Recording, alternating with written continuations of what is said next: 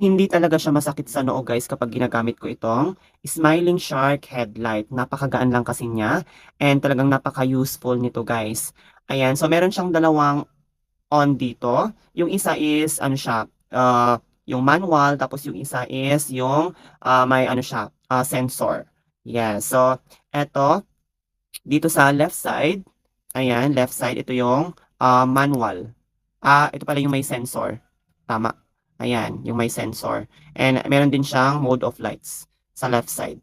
So, ayan. Kung gusto naman yung manual dito, sa right side. Ayan, yan yung manual niya.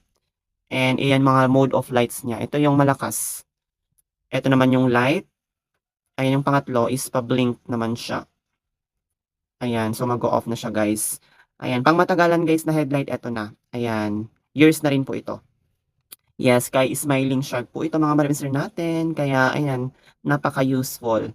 Ayan, ginagamit ko siya sa aming fruiting area pag magka-harvest na kami ng mushroom. So, kapag magcha-charge po kayo dito, Type-C po siya.